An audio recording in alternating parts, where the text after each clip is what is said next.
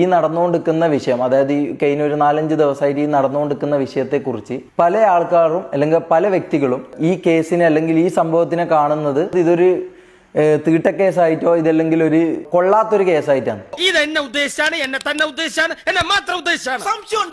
ഇത് പറയുന്ന ആൾക്കാരും ഇത് സംസാരിക്കുന്ന ആൾക്കാരും ഇത് ശ്രദ്ധിച്ചാൽ മനസ്സിലായി, ഇവർക്ക് ഇത് സംസാരിക്കാൻ താല്പര്യമില്ല. മനസ്സിലായി, ഇവർക്ക് ഇത് താല്പര്യമില്ലാത്ത പോലെയാണ് ഇവർ ഇതിനെക്കുറിച്ച് സംസാരിക്കുന്നത്.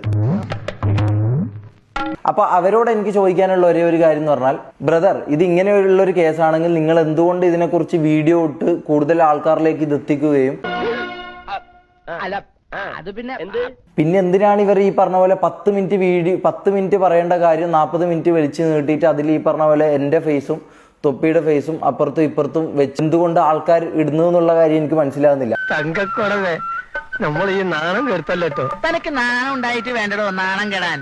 നാണം കെട്ടോനെ അവര് തന്നെ പറയുന്നുണ്ട്, സമൂഹത്തിന് നല്ലതായ കാര്യമല്ല, സമൂഹത്തിന് ഇതായിട്ടുള്ള കാര്യമല്ല, സമൂഹത്തിന് മോശമായ ഇൻഫർമേഷൻ ആണ് കൊടുക്കുന്നത്, ഇത് തീട്ട കേസാണ്, ഇത് അങ്ങനെയുള്ള കേസാണ്. പക്ഷേ ഈ പറഞ്ഞ പോലെ ഇവർക്ക് അരി വാങ്ങണമെങ്കിൽ ഇവർക്ക് എന്റെ ഫേസും ഈ പറഞ്ഞ പോലെ തൊപ്പിയുടെ ഫേസോ അല്ലെങ്കിൽ ഫേസ് വാല്യൂ ഉള്ള വേറൊരാളുടെ ഫേസോ ഇവർക്ക് വെച്ചേ പറ്റൂ. എന്ത് ചെയ്യാനാടാ, ഞാൻ ഇങ്ങനൊരു ദുരന്തനായി പോയി.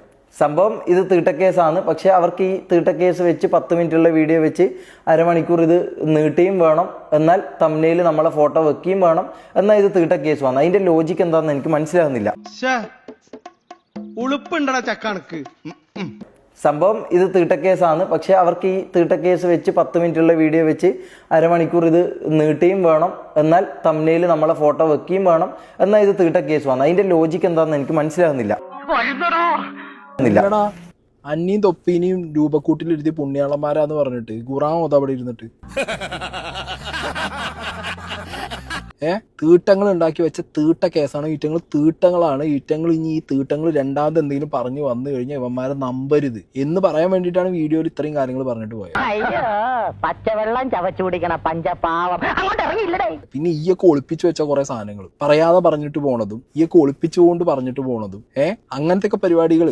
The reel is different, reality is different എന്നുള്ളത് നാട്ടുകാരെ അറിയിക്കാൻ വേണ്ടിയിട്ട് ഈ ഇതേ വീഡിയോ കുറച്ചാണ് കഴിയുമ്പോഴത്തേക്ക് പെൺകുട്ടികൾ വന്നിട്ട് റീലിൽ കാണുന്ന പോലെ എല്ലാ റിയാലിറ്റി എന്നുള്ളത് മനസ്സിലാക്കണം, പെൺകുട്ടികൾ ഇനി ഇങ്ങനെ കണ്ട ഫോട്ടോ എടുക്കാൻ വരരുത് എന്നൊക്കെ പറഞ്ഞിട്ടൊരു സാരോപദേശം സീരിയസ് നടത്തിയിട്ടുണ്ട് ഈ വീഡിയോനകത്ത്. അത്രേ ഉള്ളൂ.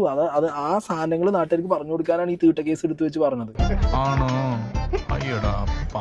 ഇവിടുത്തെ ന്യൂസ് ചാനൽസ് അടക്കം എടുത്തു വെച്ചിട്ട് പറഞ്ഞ തീട്ട കേസാണല്ലോ ഇത്. വെറുതെ പോണ വഴിക്ക് മറ്റേ ഷമീർ വാളിയിട്ടപ്പോ മണത്ത തൊപ്പി ബോധം കെട്ട് വീണു, അങ്ങനെയല്ലല്ലോ കേസ്.